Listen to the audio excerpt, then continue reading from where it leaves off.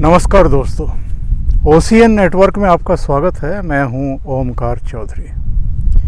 आज हम हैं खेतों के बीच और ये जो पीछे फसल है, ये जो आपको दिखाई दे रही है, ये एक्चुअल में गेहूं की फसल है। और गेहूं की फसल इस समय कटाई पर है। जगह जगह थ्रेसिंग मशीन चल रही हैं और ये पूरा प्रोसेस आज हम आपको दिखाने वाले हैं कि एक्चुअल में जो गेहूं की फसल है वो जो खेतों से काटी जाती है, फिर वो कैसे थ्रेसिंग की जाती है, कैसे उसमें से भूसा और गेहूं दोनों अलग अलग निकाले जाते हैं। और यही गेहूं है, यही अनाज है जिसको आप और हम फिर पूरे साल कंज्यूम करते हैं, यानी इस्तेमाल करते हैं। ख़ास तौर से एशियाई देशों में तो रोटी ही खाने का चलन है, अधिकांश देशों में। तो आइए आज इसी प्रोसीजर पर हम लोग बातचीत करते हैं और आपको दिखाते हैं। ये पगडंडी है, जो ख़ास तौर से गांव में जन्मे हैं वो तो जानते हैं। बाईं तरफ गेहूं का खेत है और ज़रा नज़दीक से देख लेते हैं। ये गेहूं की बालियां हैं जो आपको दिखाई दे रही हैं। दूर दूर तक ये गेहूं का ही खेत है।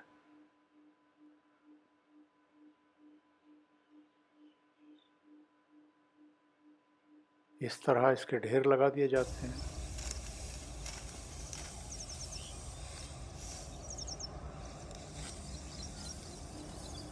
ये परंपरागत तरीका है गेहूं की फसल की कटाई का। मोस्टली गांव में, ख़ास तौर से जो छोटे किसान परिवार होते हैं, जिनके पास बहुत अधिक संसाधन नहीं होते हैं, जो मशीनों से कटाई नहीं कराते हैं, वो इसी तरीके से या तो खुद या फिर मजदूर लगा करके अपनी गेहूं की फसल को कटवा लेते हैं। बाद में इसकी थ्रेसिंग करा लेते हैं तो उसका खर्चा थोड़ा कम पड़ता है।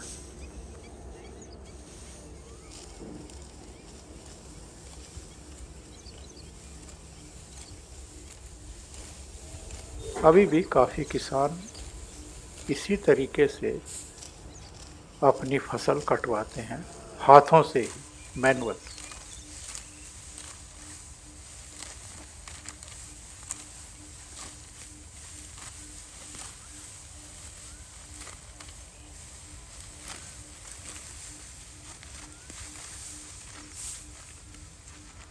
और बहुत किसान अब ऐसे हैं कि जो इस तरह गेहूं की या जो दूसरी फसलें हैं वो नहीं कटवाते हैं, बल्कि जो आधुनिक साधन हैं, यानी जो आधुनिक मशीनें आ गई हैं, उनके ज़रिए फसलों की कटाई कराते हैं।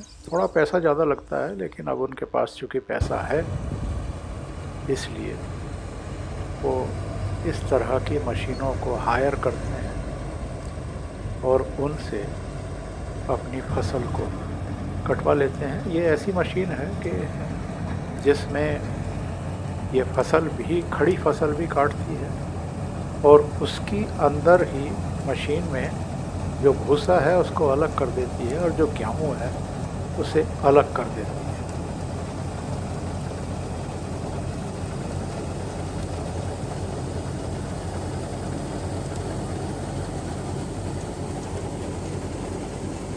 और इसका ड्रॉबैक ये है कि ये पूरा क्लीनली, मतलब बहुत अच्छे तरीके से सारी फसल को नहीं काट पाती है। कहीं कहीं अगर कोई बिजली का पोल आ गया है या कोई मोड़ आ गया है तो फसल के कुछ हिस्से रह जाते हैं कटने से। वो फिर अलग से एक छोटी मशीन लगा करके या दूसरे तरीक़ों से काटनी पड़ती है।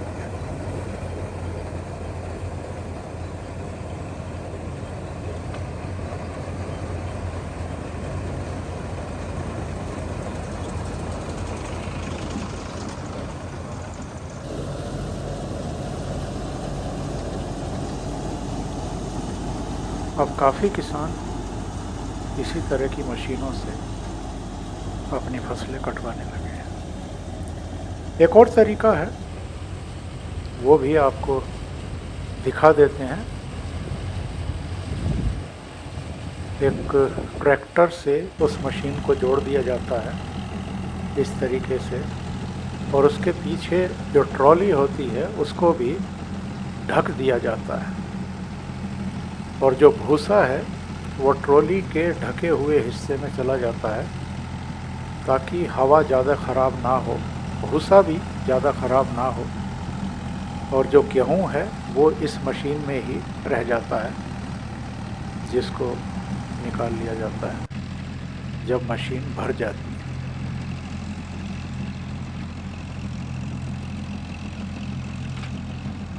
ये एक और तरीका है गेहूँ की कटाई का, और जो सबसे लोकप्रिय तरीका है अभी भी गेहूं की फसल की थ्रेशिंग का, वो भी आखिर में आपको दिखा देते हैं। ये वो तरीका है, एक ट्रैक्टर के साथ एक पारंपरिक थ्रेशिंग मशीन को जोड़ दिया जाता है।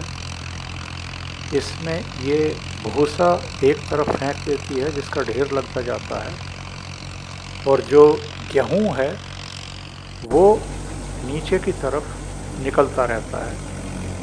उसे किसी बाल्टी से या दूसरे किसी बर्तन से बोरियों में भरते रहते हैं कर्मचारी।